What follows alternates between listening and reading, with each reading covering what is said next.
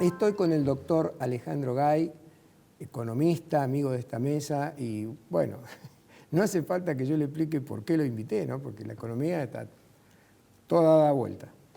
Alejandro, gracias por venir al programa. No, gracias por la invitación, Rubén.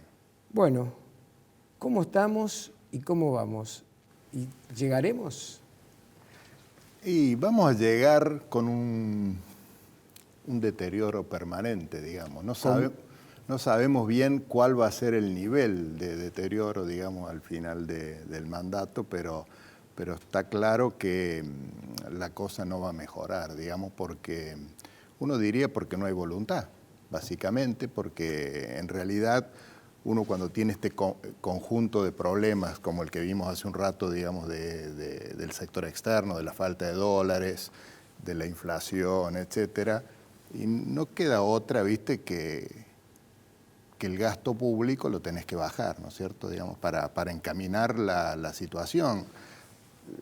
Hemos partido, digamos, de 10 años o 12 años de aumento permanente del gasto público año tras año, y el gasto público aumentó en 15 puntos del PIB, y la economía así no puede funcionar. Y eso hay que, de a poquito, volverlo para atrás, y en consecuencia, si no, nunca vas a poder crecer. Básicamente tenés que eliminar el cepo. Si no eliminas el cepo, tampoco hay manera de crecer. Y bueno, lo que uno ve de este gobierno es que la nueva ministra va a seguir un poco con la política de Guzmán, con algún pequeño sesgo, digamos, distinto, pero no hablan de sacar el cepo, no hablan tampoco de corregir el gasto público. Y entonces, bueno, han planteado que van a actualizar las bases imponibles, es decir, van a querer cobrar un poco más de impuestos inmobiliarios, van a limitar un poco el gasto a lo que entra, es lo que dijo, ¿no es cierto?, en cuanto a lo fiscal. Es una persona que conoce muy bien lo fiscal y posiblemente algo ahí logre, digamos, en relación a Guzmán, pero en las otras áreas, en las áreas monetarias, en las áreas cambiarias, no es una persona que de formación sepa mucho de esos temas y tampoco se ha rodeado de gente que la pueda ayudar en esos temas. Entonces, uno ve que lo cambiario, el problema va a seguir, digamos. Ella en sus declaraciones dijo, ¿no es cierto?, que no estaba incómoda con el nivel del tipo de cambio real, lo cual vimos los problemas que tiene la gente de la Cámara de Comercio Exterior, o sea que eso no es una declaración correcta, digamos. Hay un problema con el tema y bueno, y piensan seguir con más controles, corregir o tratar de superar eso, pero los controles es al revés. Cuando vos pones más controles a las importaciones, hay menos incentivos a exportar, hay más incentivos a importar y se te agrava el problema. Lo podés patear un poquito para adelante, pero después se te termina agravando. Entonces, no sé si en algún momento no va a haber un salto discreto, digamos, del tipo de cambio. Es decir, por ahora, viste, está esta idea de ni siquiera de acompañar a la inflación, ¿no es cierto? Porque tenemos una inflación del 10% y ellos devalúan un 6%. O sea, no, deberían acompañar a la inflación como mínimo, y no es lo que se hace.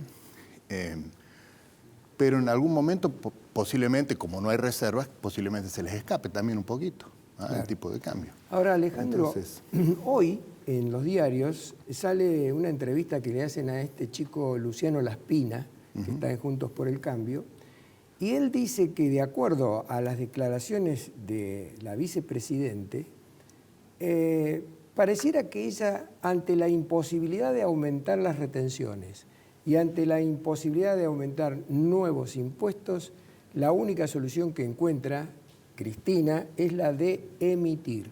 Emitir y emitir para llegar a agosto del año que viene. En esas condiciones, yo diría, capaz que me equivoco, que tenemos asegurada una hiper para adelante. ¿Cómo lo ves el tema ese? Mira, yo hace 27 años hice una tesis sobre justamente ese problema. La tesis, el título es La deuda pública y la dinámica de la inflación. ¿Ah? Y lo que analizaba era el periodo de 83-85. Y justamente lo que se veía ahí era que si no hubiera habido el plan austral, la economía hubiera entrado en hiperinflación en el 85. Claro, antes de lo que entró. Antes de lo que entró. O sea que lo que hay que hacer ahora es justamente un plan de estabilización, un ajuste fiscal. Pero para darte un dato, digamos, ilustrativo, porque la verdad que habría que hacer los cálculos de nuevo, ¿no es cierto? En aquella época yo había estimado, porque cuando uno tiene que, el gobierno emite inflación para recaudar, ¿ah? Eso se llama señoriaje, impuesto inflacionario. Y el impuesto inflacionario llega a un nivel donde, a medida que va subiendo la inflación, que es máximo, y después la inflación vos la seguís aumentando y lo que recaudas empieza a disminuir, claro, porque te disminuye, la gente escapa del dinero y te disminuye la base imponible. Y entonces en aquella época yo había estimado que el nivel máximo que podía recaudar el gobierno se daba cuando la tasa de inflación era del 28% mensual. ¿Ah? Era un cálculo trimestral, pero digamos durante 3 meses vos tenés 28, 28, 28 y eso era lo máximo que podías tener. Y justamente, o sea, para darte un dato, eso depende obviamente de los cálculos, de la demanda de dinero, etcétera. No sé si eso hoy es el mismo valor, pero para dar una idea, digamos, estamos todavía, no estamos cerquita del tema. Grispun llegó a esa cifra y la pasó, ¿no es cierto? No, justamente fue antes, digamos. Grispun... Después, cuando Grispun... No alcanzó porque justamente vino el plan austral, que es lo que lo implementó Zurruy. Sí, Está bien. Bueno, quiere decir que entonces, si el plan... O sea, la dinámica es esa, la dinámica esta, hay que pararla. Si no la para este gobierno y alcanza a llegar a las elecciones, cosa que puede ser riesgoso y capaz que no llegan sin pararla, la va a tener que parar el próximo gobierno. Pero esa dinámica no tiene... Vos sabés que yo soy el presidente en Córdoba del Club de los Pesimistas a raíz de ese tema, precisamente.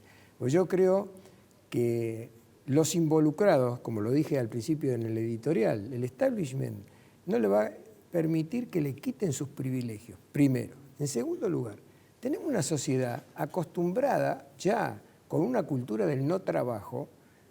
Fíjate vos, las empresas que salen a buscar empleados no consiguen empleados porque le dicen yo quiero trabajar en negro. No, yo no puedo, tengo que hacer todo en blanco porque la compañía es internacional y no me permite. No, entonces yo no, me conviene mucho más seguir cobrando los planes. Tenemos 2 generaciones de personas en la Argentina que se ha acostumbrado a vivir sin trabajar cobrando planes.